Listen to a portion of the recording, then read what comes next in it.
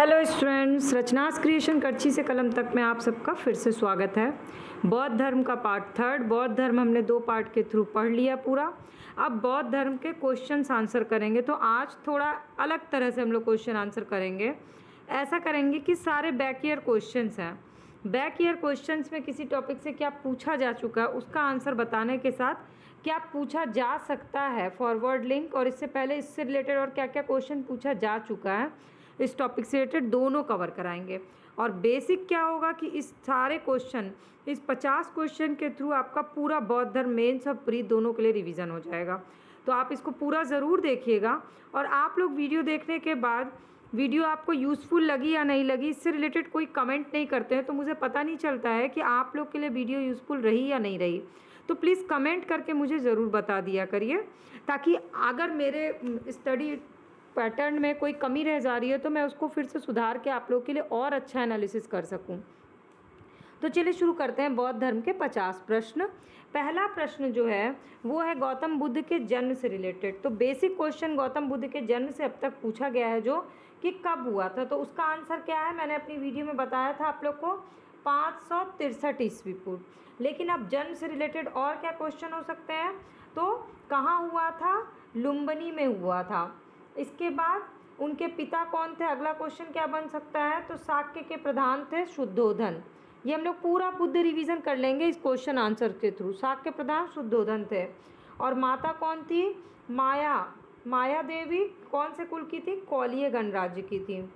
ये हो गया बुद्ध जी का जन्म से संबंधित बेसिक क्वेश्चंस जो पूछे जा चुके हैं या पूछे जा सकते हैं। जैसे कि पिता का नाम पूछा जा चुका है शुद्धोधन, पर किस गण के थे ये इंपॉर्टेंट है, शाक्य गण के। माता माया देवी थी पर वो किस गण की थी, कौलिय गण की। तो बुद्ध के जन्म से संबंधित हो गया आपका ये 4 क्वेश्चन। 563 लुम्बिनी, शाक्य वंश के शुद्धोधन, और माता माया देवी कौलिय वंश की।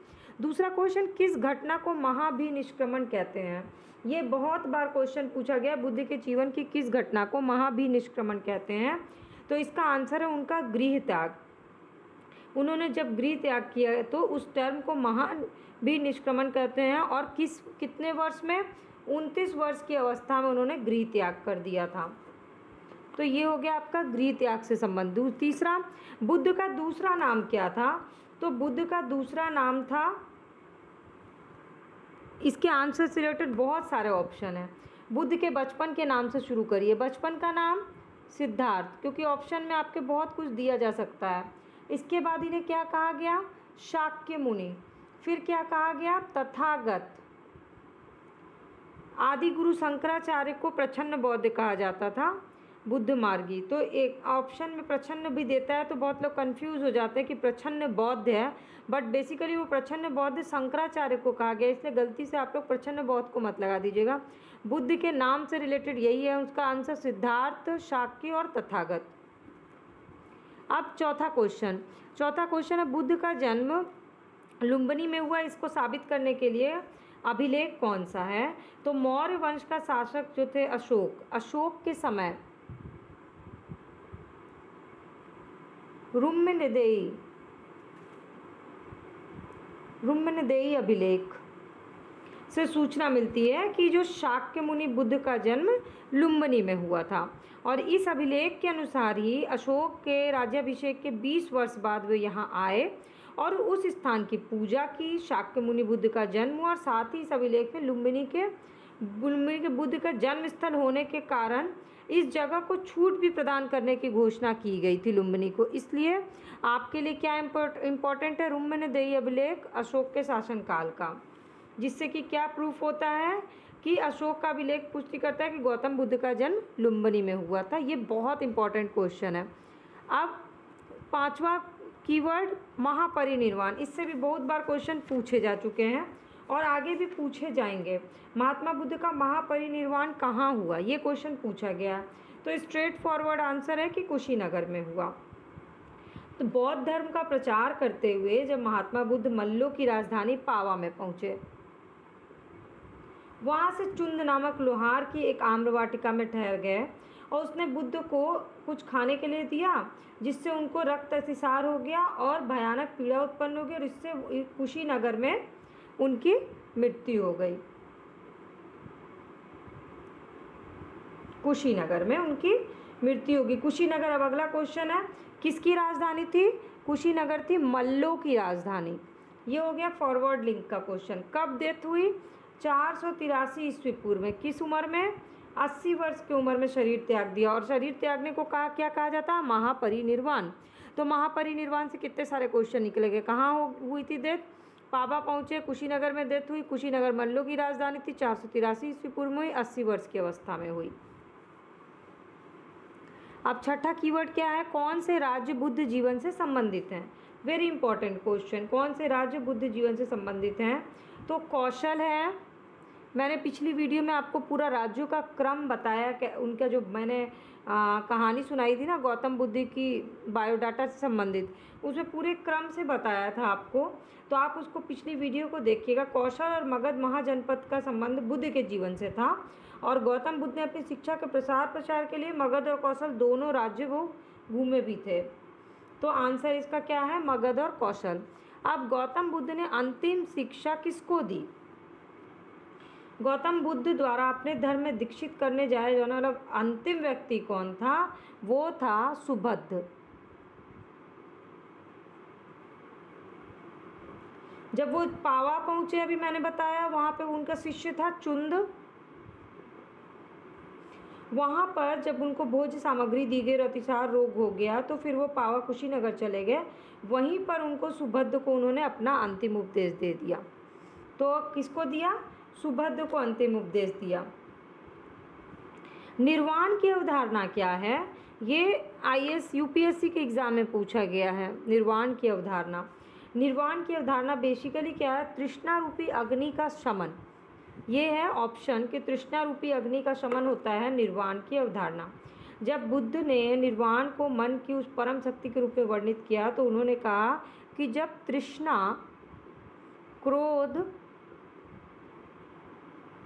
और दूसरी मनस्थिति ये सब खत्म हो जाए तो समझिए कि निर्वाण की प्राप्ति हो गई। तो ये है निर्वाण की अवधारणा। अब है आलार कालाम के बारे में। कौन थे? तो ये बुद्ध के गुरु थे। महानिष्क्रमण के बाद जब ज्ञान की खोज में बुद्ध आलार कबार के आश्रम में पहुँचे तो इनसे ही दीक्षा ली। उसके बाद आश्रम में उन्होंने तपस्या की। फिर वो बहुत खुश हुए तो आलार कबार सांख्य दर्शन के आचार्य थे। आलार कमान के बारे में आपको पता होना चाहिए, कलाम के बारे में, ये सांख्य दर्शन के थे और ये गौतम बुद्ध के गुरु थे।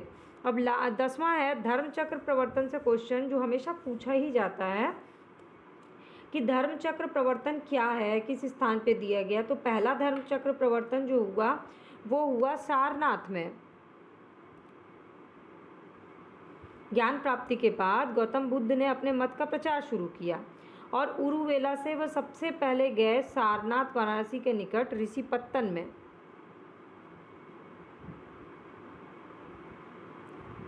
ठीक है, तो वहाँ उन्होंने 5 ब्राह्मण सन्यासी को पहला उपदेश दिया और इस पहले उपदेश को ही कहा जाता है धर्म चक्र प्रवर्तन। तो पहला उपदेश कहाँ दिया गया?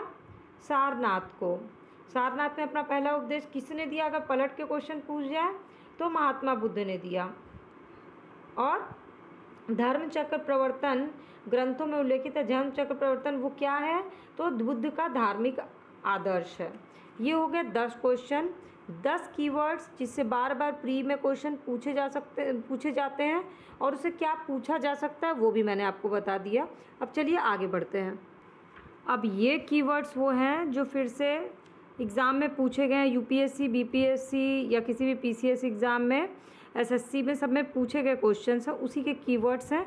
अब मैं आपको उसी के आधार पर बताती हूँ। और आप में से कुछ स्टूडेंट्स ऐसे होंगे जो पहली बार मेरी वीडियो देख रहे होंगे और किसी ना किसी प्रतियोगी परीक्षा की तैयारी कर रहे होंगे, तो सब्सक्राइब बटन दिख रहा होगा, उस पर आपको जा कर के क्लिक करना है। बस फ्री ऑफ कॉस्ट है, आप उसको क्लिक कर दीजिए। जो भी मैं वीडियो अपडेट करती हूँ तैयारी से रिलेटेड, वो सारी वीडियो अपडेट आपको फ्री ऑफ कॉस्ट सबसे पहले मिल जाएगी। तो चलिए आप 11 नंबर क्वेश्चन सर्वाधिक उपदेश से रिलेटेड कि बुद्ध ने सर्वाधिक उपदेश दिए किस, मतलब कहाँ पर दिए सबसे अधिक। तो बुद्ध ने सबसे अधिक जो उपदेश है, बुद्ध ने सबसे अधिक उपदेश दिए श्रावस्ती में।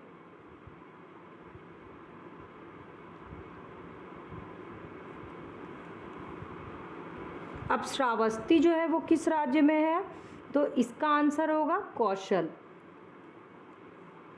सर्वाधिक उपदेश श्रावस्ती में दिए।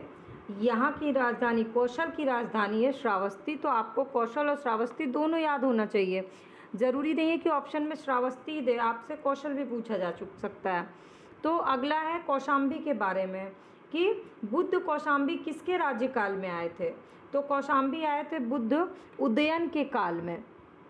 बीपीएससी के लिए तो खैर उदयन बहुत ही इंपॉर्टेंट है। महात्मा बुद्ध वत्सराज उदयन के काल में कौशाम्बी आए। यहाँ उन्होंने 9वां विश्राम लिया, 9वां विश्राम यहाँ पर लिया। मैंने पूरे बुद्ध जी के बायोडाटा में आपको ये चीज़ बताई थी। उदयन ने पिंडोला भारद्वाज के प्रभाव से बौद्ध बनने के बाद घोषिताराम विहार भिक्षु संघ को दे दिया। तो कौन सा विहार, घोषिताराम विहार उदयन ने दिया था। तो उदयन से रिलेटेड 3 क्वेश्चन इंपॉर्टेंट है। एक तो कौशाम्बी आए थे बुद्ध जो है वो उदयन के समय में 9वां विश्राम था, और घोषिताराम विहार जो है वो उदयन ने दिया। अब बौद्ध संगति से क्वेश्चन हमेशा आते हैं, पर 4 में से 2 संगति से मैक्सिमम टाइप क्वेश्चन आते हैं, बौद्ध संगति नंबर 1 और चतुर्थ संगति। तो पहले संगति 1 कर लेते हैं। प्रथम बौद्ध संगति बुद्ध की मृत्यु के तुरंत बाद हुई, सही जवाब। कहाँ पर हुई, राजगृह की सप्तपर्णी गुफा में। उस समय मगध का शासक कौन था, अजातशत्रु। ठीक है, इस संगति की अध्यक्षता किसने की, महाकश्यप। इसमें बुद्ध के प्रमुख शिष्य कौन थे, आनंद और उपाली। तो ये ना प्रथम वाला तो आपका सारा फैक्ट याद रखना ही रखना है, क्योंकि बहुत ही इंपॉर्टेंट है। आनंद और उपाली इसके शिष्य थे। इसमें बुद्ध की शिक्षाओं का संकलन किया गया, सही जवाब। और उन्हें सुत्त और विनय नामक 2 पिटक में विभाजित कर दिया। ठीक है, ये भी याद रखिए आप लोग, सुत्त और विनय पिटक में विभाजित किया गया। और आनंद और उपाली धर्म और विनय के प्रमाण माने गए। आनंद धर्म से रिलेटेड हो गया और उपाली जो है वो विनय से रिलेटेड हो गया। तो प्रथम बौद्ध संगति से हमें कितने क्वेश्चन मिले, कब हुआ था, बुद्ध की मृत्यु के तुरंत बाद प्रथम बौद्ध संगति। इसके बाद कहाँ हुआ था, तो राजगृह के सप्तपर्णी गुफा में। शासक कौन था, अजातशत्रु। अध्यक्ष कौन था, महाकश्यप। शिष्य कौन थे, आनंद उपाली। और बुद्ध के प्रमुख शिष्य, बुद्ध की शिक्षा का इसमें संकलन हुआ, सही। सुत्त और विनय पिटक बनाए गए, 2 भाग में बांटा गया, और धर्म और विनय से ये आनंद और उपाली जुड़े। ये हो गया आपका प्रथम बौद्ध संगति, जिससे ना जाने कितनी बार एग्जाम्स में क्वेश्चन पूछे गए हैं। तो आपको तो ये याद रखना ही चाहिए, ये सारे फैक्ट्स प्री मेंस दोनों के ही पॉइंट ऑफ व्यू से मैं आपको बता रही हूँ। इसके बाद देखिए सप्तपर्णी गुफा से क्वेश्चन फिर से कई बार पूछा है कि सप्तपर्णी गुफा कहाँ है, तो राजगृह में। अभी मैंने आपको बताया, ज़रूरी नहीं कि प्रथम बौद्ध संगति का ऑप्शन आपको राजगृह ही मिले, हो सकता है आपको सप्तपर्णी गुफा भी ऑप्शन मिले। इसलिए सप्तपर्णी गुफा आपको वैसे भी याद होना चाहिए कि वो राजगृह में है।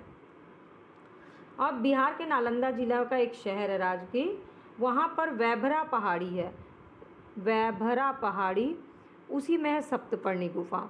ठीक, इम्पॉर्टेंट था ना ये।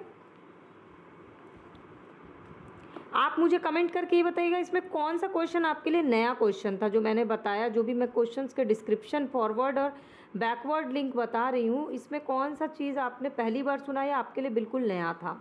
प्लीज़ मुझे कमेंट करके ये ज़रूर बताइएगा। अब चलिए चतुर्थ संगति से बहुत बार क्वेश्चन आया, तो इसको भी फटाफट से कर लेते हैं। बौद्ध धर्म की चतुर्थ संगति कुषाण शासक कनिष्क के राज्यकाल में हुई। तो राजा कौन हो गया, कनिष्क।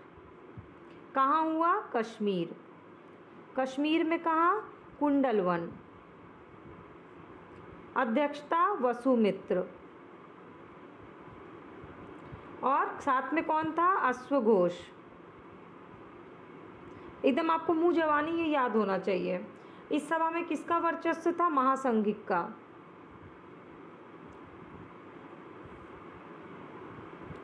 और इसमें कौन सी टीका लिखी गई, विभास शास्त्र।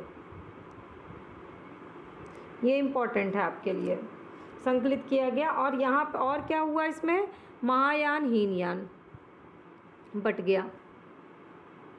ओके, फिर से बताऊं फटाफट से।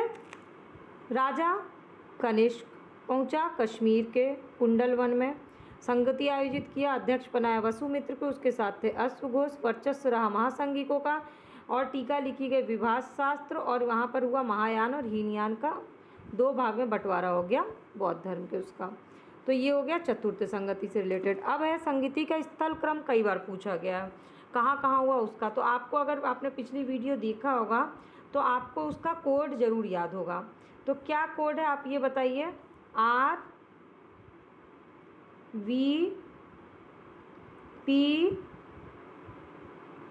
RVP के राजगृह, वैशाली, पाटलिपुत्र, कुंडलवन या कश्मीर। RVP के ये है संगति का स्थल क्रम, जो कि क्रम में पूछता ही पूछता है। अब संगति के अलावा चिन्ह और उसके अर्थ से भी बहुत बार क्वेश्चन पूछा गया, तो सीधे मैं बता ही देती हूँ आपको। मैंने लास्ट वीडियो में भी बताया, ये तो मैं जस्ट फॉर रिवीजन आप लोग को क्वेश्चन के थ्रू करा रही हूँ ताकि आपको क्वेश्चन फॉर्मेट भी देखने की आदत हो जाए।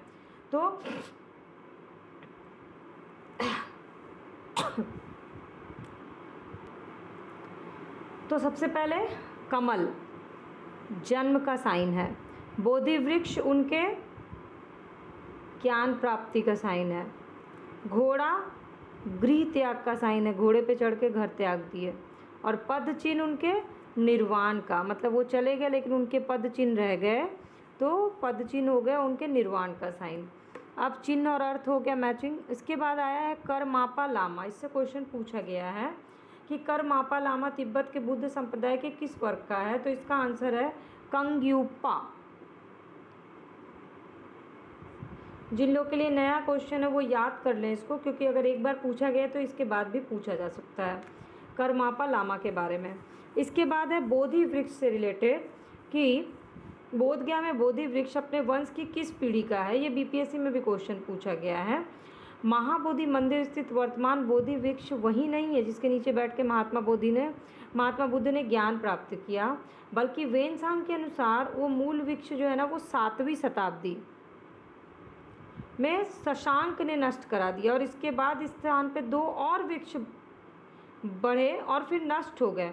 तो वर्तमान वृक्ष जिसे हम देख रहे हैं वो 4थी पीढ़ी का वृक्ष है, जिसे अलेक्जेंडर कनिंघम ने लगवाया था और संरक्षित किया था, जबकि वो पूरी तरह से टूट चुका था, लेकिन कनिंघम ने उसको कराया। तो एक तथ्य के हिसाब से सम्राट अशोक, पुष्यमित्र शुंग, पूर्ववर्मा और कनिंघम 4 लोगों ने इसको ठीक करवाया और लगवाया। तो ये हो गया 4थी पीढ़ी का बोधि वृक्ष। अब बोधि वृक्ष से बीपीएससी में पूछा जा चुका है क्वेश्चन, इसलिए मैंने इसका फॉरवर्ड लिंक आपको इतना डीपली बता दिया ताकि आगे का कोई क्वेश्चन पूछे तो आपको पता हो। अब इसके बाद है निरंजना नदी से रिलेटेड क्वेश्चन कि कौन सा बौद्ध पवित्र स्थल निरंजना नदी पर स्थित है। तो इसका आंसर है बोधगया, जहाँ पे सर्वप्रथम ज्ञान की प्राप्ति हुई। कहाँ पर है? निरंजना नदी। आधुनिक इसको क्या बोलते हैं? फाल्गु नदी बोलते हैं, जो कि पूर्व में इस निरंजना नाम पर स्थित है, और इसकी 2 धारा है फाल्गु की, एक है निरंजना और दूसरा है मोहना। ठीक, तो ये 20 क्वेश्चन हो गए बैक ईयर क्वेश्चन के आधार पर मैंने आपको बताया। अब 5 क्वेश्चन और कर लेते हैं। 25 क्वेश्चन का सीरीज़ में 25-25 करके 2 सीरीज़ बना रही हूँ ताकि आप लोग को एक ही दिन में ज़्यादा ना याद करना पड़े। तो 5 क्वेश्चन और बता देती हूँ फटाफट से आपको। अब ये जो क्वेश्चन है ना 25 क्वेश्चन, ये आपको मैक्सिमम लोग को ये याद रहा होगा, बस उसमें से कुछ चीज़ें हैं जो मैंने आपको फॉरवर्ड और बैकवर्ड लिंक पे बताई, लेकिन आगे के जो 25 क्वेश्चन है ना वो बहुत रिसर्च करके मैंने वो क्वेश्चंस निकाले हैं और उसको बहुत एनालिसिस करके मैं वो क्वेश्चन आप लोग को बताने वाली। तो ये सेकंड पार्ट और इसका ज़रूर देखिएगा और प्लीज़ याद करके ना उसको डिस्कस करिएगा और उसकी तैयारी करिएगा ताकि इस टॉपिक से आपसे फिर कुछ गलत ना हो। हर एक टॉपिक ऐसा तैयार होना चाहिए ना कि ताकि कोई गलती रहने का आपके पास ऑप्शन ना हो गलती करने का। तो आप चलिए क्वेश्चन है 21 नंबर क्वेश्चन है बुद्ध के उपदेश से संबंधित, कि बुद्ध के उपदेश किससे संबंधित थे। ऑप्शन आपको दिया जाएगा आत्मा से संबंधित था, ब्रह्मचर्य से था, धार्मिक कर्मकांड था या आचरण की शुद्धता से। तो ये क्वेश्चन पूछा गया, इसका आंसर है आचरण की शुद्धता से। बेसिकली महात्मा बुद्ध का उपदेश जो है आचरण की पवित्रता पर बल देता था। आत्मा की तो बात ही नहीं की गई है बुद्ध में, और कर्म कांडों का हमेशा विरोध किया गया है। तो ऑप्शन से भी आप आंसर निकाल सकते हैं। तो इसमें क्या होगा, पवित्रता पर, आचरण पवित्र होना चाहिए, बुद्ध का मानना ये था। अब संघ प्रमुख से रिलेटेड क्वेश्चन पूछा गया है कि बुद्ध के जीवन काल में ही संघ प्रमुख कौन बनना चाहता था, तो इसका आंसर होगा देवदत्त। देवदत्त कौन था, बुद्ध का चचेरा भाई था। यह पहले उसका अनुगत बना, मतलब कि पहले उसका शिष्य बना, एक तो भाई तो था ही, फिर उसका शिष्य बना, उनके शिष्य बने, फिर उनके विरोधी बन गए और बौद्ध संघ से बुद्ध को हटाकर अपने आप को संघ का प्रधान बनने का सोचने लगे, किंतु उसमें वो सफल नहीं हो पाए और संघ का प्रधान बनने से वो फिर भिक्षु बन गए। ठीक, तो संघ के प्रमुख बनने की चाह किसकी थी, देवदत्त की थी। अगला है क्वेश्चन, गौतम बुद्ध ने अपनी मृत्यु के बाद बौद्ध संघ के नेतृत्व के लिए किसको नामित किया था, तो इसका आंसर क्या होगा, किसको नामित किया, तो इसका कोई आंसर नहीं है। मे भी आपको ऑप्शन दिया जाए, आनंद, उपाली जो उनके प्रमुख शिष्य थे, महाकश्यप, पर इसका आंसर का लॉजिक क्या है कि इसका कोई आंसर नहीं होगा। जब आप डीप पढ़िएगा किताबों में तो उसमें आप पढ़िएगा कि जब गौतम बुद्ध की मृत्यु हुई ना, तो अपने भिक्षुओं को अपने पास बुलाया और उन्होंने जो लास्ट धर्म उपदेश दिया, तो उन्होंने कहा, आनंद शायद तुम में ऐसा सोचो कि हमारा रास्ता चले गए, हमारे मतलब यह अब नहीं रहे, पर आनंद ऐसा मत समझना, मैं जो धर्म और विनय किए हैं मैंने, मेरे बाद वे ही तुम्हारे रास्ते होंगे। तो इससे क्या स्पष्ट हो जाता है कि मृत्यु के उपरांत उन्होंने संघ का नेतृत्व किसी को नामित नहीं किया, बल्कि अपने उपदेश, धर्म और विनय को ही अपना मार्गदर्शक बनाया कि वही संघ को फॉलो करेगा, किसी को संघ का प्रमुख नहीं बनाया। तो इसके बाद है अष्टांग मार्ग, वेरी इंपॉर्टेंट है अष्टांग मार्ग की संकल्पना किसका अंग है, तो ये धर्म चक्र प्रवर्तन, सुत्त की विषय वस्तु का, और इसी को कहते हैं मध्यम मार्ग। अब स्त्री प्रवेश से, बौद्ध संघ में भिक्षुणु के रूप में स्त्री के प्रवेश की अनुमति बुद्ध द्वारा कब दी गई, कहाँ पर, तो वैशाली में दी गई। वैशाली स्त्री का नाम है, तो आपको वैसे भी याद होना चाहिए, आनंद ने कहा था, उनके शिष्य आनंद ने कहा, तो वैशाली में स्त्रियों को बौद्ध संघ में प्रवेश की अनुमति मिल गई। और सर्वप्रथम कौन थी, उनकी मौसी प्रजापति गौतमी। ये हो गया 25 क्वेश्चंस आपके लिए, और 25 क्वेश्चन से लिंक करके मैंने न जाने 25-30 क्वेश्चन और तो आपको बता ही दिए, जिससे आपका बौद्ध धर्म कवर हो जाए। तो अगर आपको इस तरह से पढ़ाई करनी है, रोज़ एक एक टॉपिक ख़त्म करना है, याद करना अच्छे से, तो प्लीज़ मेरे चैनल के सब्सक्राइब बटन को क्लिक कर लीजिए और मुझे कमेंट करके ये ज़रूर बताइएगा कि इसमें से आज जो मैंने 25 क्वेश्चन बताए उसमें से कौन सा क्वेश्चन आपके लिए बिल्कुल नया था।